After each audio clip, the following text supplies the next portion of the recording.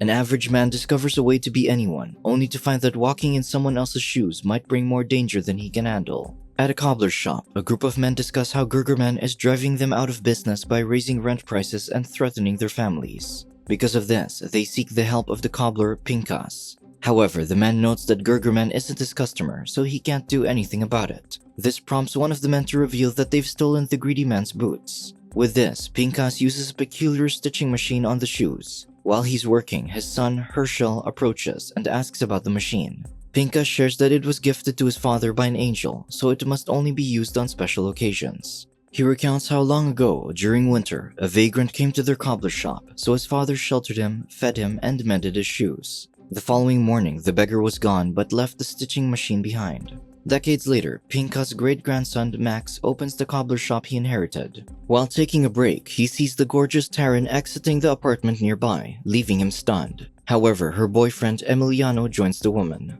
Seeing him looking at them, Jimmy, the owner of the barbershop next door, wonders if there's any romance in Max's life. When the man says no, Jimmy comments that he's better than Emiliano, though the cobbler argues that the younger man is rich, given that he has his own driver. He then shares that he should figure out what he wants to do, but Jimmy thinks he's meant to be a cobbler since his family has been one for generations. Uninterested in discussing this further, Max retreats into his shop. Later, Carmen approaches Max to discuss her organization's duty to preserve the Lower East Side. Her group wants to prevent real estate developers from forcing middle-class residents out to build luxury areas. They do this by buying the current tenants out or raising their rent. Hearing this, Max wonders how much he'll get for selling the shop. Carmen, however, insists that people like him should stay, but he argues that he doesn't want to. To convince him, Carmen takes him outside and shows him how his shop is part of the city, asserting that their land isn't just a playground for the rich. With that, she asks him to sign her petition and invites him to a rally tonight to support Mr. Solomon, an elderly man who's being evicted from his home. She gives him a flyer about the protest before leaving. That evening, however, Max heads home to his ailing mother, Sarah, instead of attending the rally. The following day, a thug named Leon has Max clean a shoe while boasting that his watch collection is worth more than the establishment. He then drops off another pair of shoes, ordering the man to fix them by tonight. Max argues that they close at 6, but Leon insists on getting his shoes later. While working on it, however, Max's stitching machine breaks, so the cobbler heads to the basement to find a spare machine. Instead, he finds Pinkas' machine. As he works on the shoe, Jimmy checks on him again. Seeing the cluttered basement, he recalls advising Max's father to get rid of the junk there, but he couldn't throw things away. Bitterly, Max adds that his father threw his family away instead. Late that night, Max waits for Leon to pick up his shoes.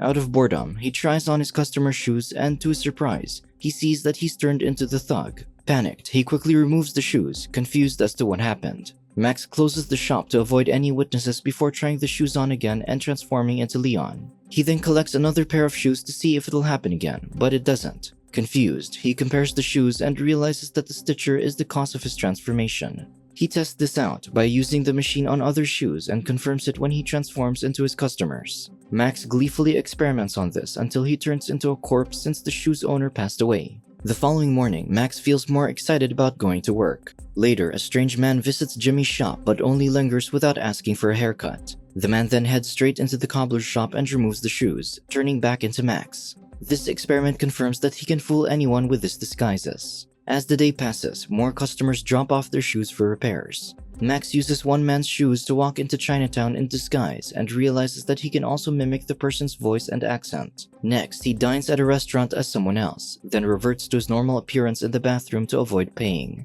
While walking, he notices a rich man taking his luxury car into valet parking. With an idea in mind, Max transforms into Leon and robs the rich man's shoes. This allows him to borrow the man's car and happily cruise the highway in it. After the fun-filled day, Max returns to his mother, sharing that he had the best day. He then wonders if she ever wishes she could be someone else, but Sarah says no since she's happy to be his mother. Instead, her only wish is to see his father again. With this in mind, Max takes his father's old shoes to the shop the next day. Before he can work on it, however, Taryn drops off her boyfriend's shoes. This changes Max's plan for the night as he pretends to be Emiliano instead. He goes to a club where he catches the attention of the ladies. Soon, a woman takes an interest in him and the two get into a cab to head to his home for some privacy. However, when Max admits that he lives with his mother, she dumps him.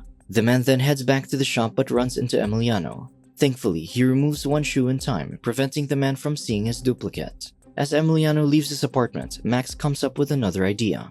Disguised as Emiliano again, he goes to his apartment and finds Taryn in the shower. She invites him in and he's stunned by the woman's beauty. When the woman urges him to join her, Max hurriedly undresses but realizes that he'll transform back if he removes his shoes. With that, he hurries away. At home, he finds Sarah watching the news, where Carmen talks about their protest. As she speaks about the families living there, Max admires her passion. The following day, Max bumps into Carmen as she takes groceries to an elderly resident. She takes this chance to ask if he can get his father to sign their petition, but he admits that his dad left years ago. Sympathizing with him, Carmen reveals that hers left too, but she just focuses on moving on. Before leaving, she encourages Max to visit her committee's office and get involved in protecting their community. Drawn to the woman, Max uses his magic shoes to watch her. However, he can't bring himself to speak to her. That night, Max musters up his courage before putting on his father's shoes, transforming into Abraham. After confirming that it works, he prepares a lovely dinner for his mother and encourages her to dress up. Soon, he returns home as Abraham, bringing joy to Sarah's eyes as she embraces her husband. The two enjoy dinner and dance together as Max fulfills his mother's wish. Afterward, he tucks his mother to bed and says goodbye to his father before removing the shoes. The following morning, Max checks on his mother but finds that Sarah has died in her sleep. Days after, Jimmy approaches Max during Sarah's wake. He assures him that his mother would have appreciated what he did for her. But Max is angry that he was the only one she had, and he can't even afford to get her a nice headstone. Jimmy offers to chip in for it, but Max questions why he would when he doesn't owe him anything. The barber then promises that it'll be better soon, so he shouldn't do things he might regret. Max, however, thinks it's too late for that advice and leaves. When the shop reopens, Leon finally returns to pick up his shoes. He complains that the shop has been closed all week, so Max passively mentions that his mother passed away. The customer makes shallow remarks about this before demanding for his shoes. However, he doesn't have the claim ticket, so Leon threatens Max to return his shoes by tomorrow. Angered, Max follows Leon around in disguise and witnesses the thug's awful acts. He uses several disguises to study him and takes interest when the thug enters a black vehicle. With the man gone, Max disguises himself as Leon and goes into his apartment, finding that the man's girlfriend, Macy, is leaving him for hitting her. Once she's away, Max searches for Leon's watch collection but discovers his stash of firearms instead. He then accidentally stuns himself with a stun gun, which knocks him out. Once he awakens, he hurries away, only to find Leon at the doorstep. The thug immediately chokes his duplicate, but Max still has the stun gun and uses it on him, making him collapse. When Leon awakens, he finds himself bound and facing Max, who's disguised as a young man. He demands to have his collection, and when the man refuses, he disguises himself in another form that scares Leon. Because of this, the thug gives him the watch's location. Before Max can leave, however, Leon's associates arrive, and the thug explains that they're about to pick up a large sum of money for a job. Blinded by greed, Max pretends to be Leon and joins the man's associates. However, the thugs take him to a warehouse first, where Leon's gang beats up Patrick, a man who stole from them. Freaked out, Max stops them from killing the man and excuses himself to the bathroom. Panicked, Max desperately comes up with a plan and soon returns, ordering Leon's gang to release Patrick, much to the men's surprise. The thugs then take him to the mansion of Elaine Greenewalt, who gives him money to get rid of tenants from the community. Shocked, Max returns to Leon's apartment, plotting to keep the money, then release the thug. However, Leon has escaped and beats him up, so Max desperately removes the stilettos he's wearing, effectively scaring the man as he transforms. Still, Leon tries to grab him, and in the struggle, Max accidentally stabs him with the stiletto, killing him. Horrified, he flees without taking his things. The following day, the cobbler thinks over last night's events and ultimately decides to turn himself in. He takes the officers to Leon's place, but when they get there, the place is clean. Even the bag and money he left behind are missing. Thinking that he was imagining things, the officers leave. To his surprise, Max finds his bag in his shop, along with Leon's money and watches. Scared that something beyond his control is happening, Max heads out, intending to surrender the items. However, Jimmy stops him, commenting how the man has been acting mad since his mother died. He adds that Max's father was the same, which surprises the young man. Jimmy reveals that Abraham got into trouble and had to disappear to protect his family. Max berates his friend for not telling him sooner, so Jimmy defends that his father made him promise not to. Angered, Max pushes him off and leaves. In disguise, Max returns the money to Elaine, claiming that Leon sent him since he can't do the job for her. However, the woman is pissed since, without Leon's task, she'll lose more money. With that, she orders her thugs to knock him out. Max awakens in the backseat of a car as Elaine's thugs drive him out of town to make him disappear. As they do, the men discuss setting a place on fire tomorrow night. Thinking quickly, Max takes one of the shoes from his bag and disguises himself as the corpse. This leads the thugs to crash the car, thus releasing him. A group of kids discover the crash, but when Max steps out, they run, thinking that he's a zombie. Scared of the recent events, Max covers up the stitching machine the next day, deciding never to use it again. He then apologizes to Jimmy for yesterday. Later, Max accidentally spills the soda on the flyer Carmen gave him. Seeing it, he realizes that Elaine is trying to eliminate Mr. Solomon. He hurries to Carmen to warn her that the elderly man's apartment will be set on fire by Elaine's thugs. Hearing the name, Carmen recognizes Elaine as the owner of Mr. Solomon's apartment building, leading her to believe him. She takes him to the apartment building and explains that Mr. Solomon is the only tenant left. Once he's gone, Elaine plans to sell the entire block to make a fortune. Carmen introduces Max to Mr. Solomon and warns him about the threats to his life. Despite this, the man refuses to leave. He's been living in the building for 45 years and raised his family there, so he intends to pass away there.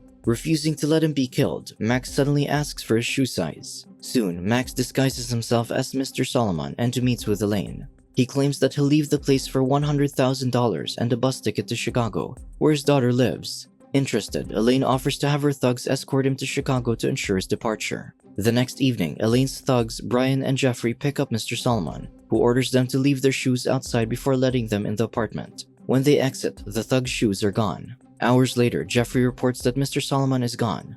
Unbeknownst to them, Max has taken the men's shoes and disguises himself again. Max returns to Mr. Solomon's apartment as Leon. Jeffrey spots him and follows him inside, only to find Brian captured. The captive warns him about something behind him, so Jeffrey turns away, only for Max to use Leon's stun gun on him, having disguised himself as Brian. In the morning, Max disguises himself as Jeffrey and confirms that Elaine is on her way there to meet with her client. In reality, he has Jeffrey bound while Brian escorts the real Mr. Solomon to Chicago. When Elaine arrives, she finds Carmen exiting the building, claiming that she just visited Mr. Solomon there. Just as the woman leaves, Elaine's client arrives, so she hurries to get rid of the elderly tenant. During this, Brian escorts Mr. Solomon to the Chicago bus terminal, but the thug gets apprehended by the police while the elderly man leaves with a smile. Elaine hurries to the apartment and finds Max disguised as Mr. Solomon. He claims that her thugs lied about escorting him away, angering the woman further. When the man refuses to leave, Elaine threatens to have the building torched with him inside.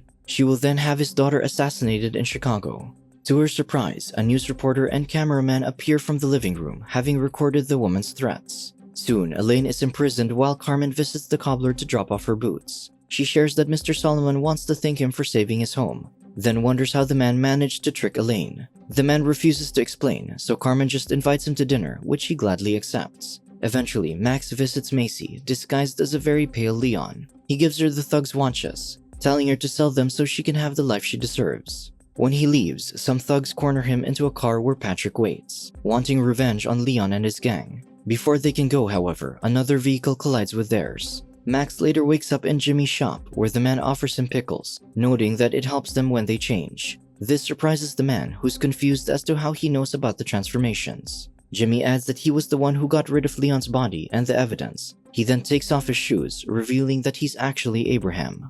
Stunned, Max embraces his father but quickly scolds him for not being there for him and his mother. The father argues that he had to disappear to keep them safe. Abraham then decides that his son is ready, so he takes him to the basement, where the man has hidden his collection of shoes that's been passed down through generations. The father notes that walking in another man's shoes is a big responsibility, but he thinks his son has learned that now. With that, he entrusts the collection to Max. Max then breaks down, apologizing for not taking care of his mother. Abraham assures him that he did well and embraces his son. Adding to the surprise, Abraham also reveals that he has a hidden luxury car with his own driver. He explains that he rebuilt the barbershop after he bought out Jimmy, who's actually in the Caribbean. As the father and son enjoy the drive home, Abraham adds that there are more tradesmen with skills like them, so he promises Max to show him everything and begins the tale of how the magical stitching machine ended up in their family. Subscribe to watch more videos like this, turn on notifications and leave a like to help the channel out. Thank you for watching.